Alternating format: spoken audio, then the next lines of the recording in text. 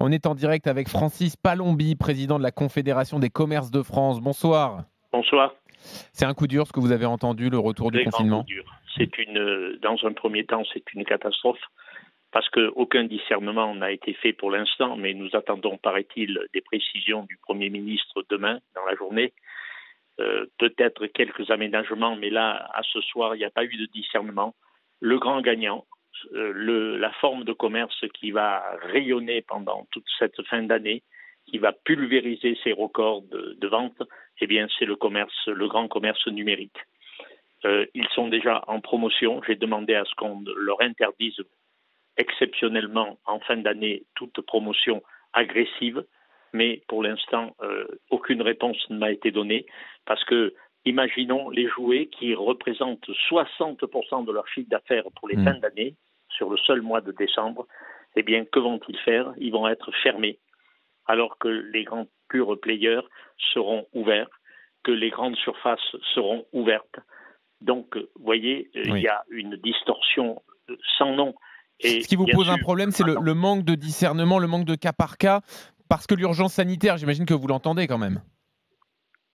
L'urgence sanitaire, je ne peux pas y être insensible, monsieur. Je suis un citoyen, je suis un homme de chair et d'os. Je suis quelqu'un qui espère vivre. Et mes proches et les gens en général, les citoyens ont à cœur de vivre. Ils ne souhaitent pas mourir sur un lit d'hôpital en réanimation. Ouais, Francis Palombi, pardon de vous interrompre, c'est Laurent Neumann. Le président de la République, Emmanuel Macron, a aussi annoncé que le fonds de solidarité allait être amené jusqu'à 10 000 euros par mois pour compenser les pertes de chiffre d'affaires des commerces qui vont fermer. Il a évidemment parlé du chômage partiel. Est-ce que maintenant que vous savez que ce confinement est décidé, que des tas de commerces ne pourront pas ouvrir pendant 4 semaines et même peut-être plus, est-ce que vous demandez d'autres mesures d'accompagnement au chef de l'État et au gouvernement? Absolument. Il faut des exonérations qui se profilent à l'horizon. Il faut un renforcement du fonds de solidarité d'une manière élargie et surtout attribué d'une manière très rapide, monsieur, parce que jusqu'à présent, je me félicite que ça peut aller jusqu'à 10 000 euros. Bien sûr, ce sera nécessaire d'ailleurs, le président de la République, conseillé par le monde médical, a décidé de reconfiner comme au mois de mars. Il est bien évident que les aides devront être peut-être parfois plus importantes. Elles sont prévues plus importantes, mais nous serons d'une grande vigilance.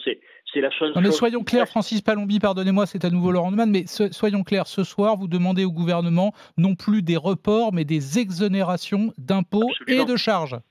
Dans l'état où sont les entreprises, monsieur, depuis les Gilets jaunes, en suivant les grèves, en suivant le Covid-19, vous vous doutez bien qu'une très petite entreprise qui n'a pas des marges de manœuvre énormes, parce qu'un prêt, c'est bien beau, mais il faut le rembourser quand même. Et une entreprise ne peut pas s'endetter au-delà de certaines limites.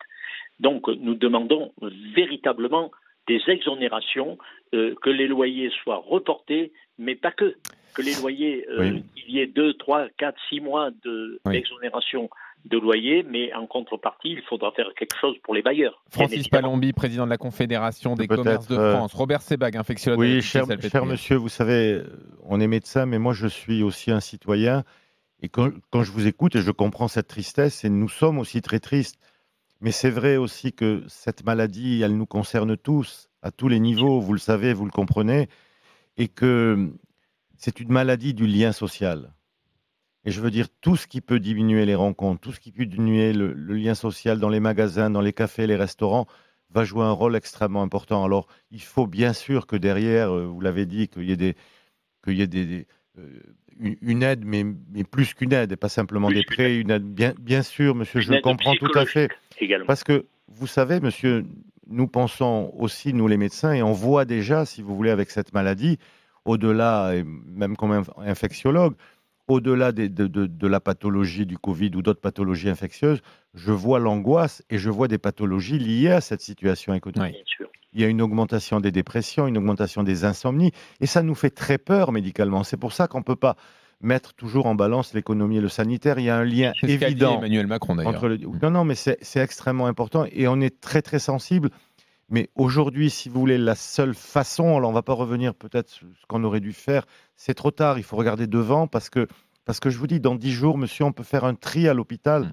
Là, c'est pas les valeurs de notre pays que de faire un tri, de laisser des gens mourir sur des brancards dans des services d'urgence. Vous voulez répondre, Francis Palombi? Oui, j'ai bien entendu vos propos, docteur, et je les respecte et je les entends. Et ça me percute, ça me sensibilise profondément.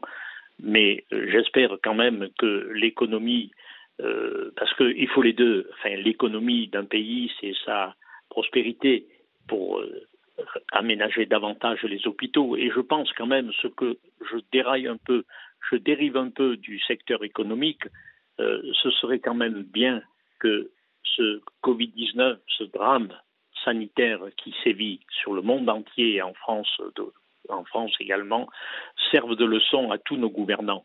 Oui. On ne traite pas, on ne gère pas un hôpital comme une entreprise. Un hôpital, c'est pour sauver des vies, c'est pour maintenir des gens en vie. C'est la vie. Je ne peux que approuver à 100% ce que vous venez de dire, merci monsieur. Merci pour ce discours, Francis Palombi. Merci d'être venu réagir sur RMC. Et même là, vous voyez, depuis ces 5-6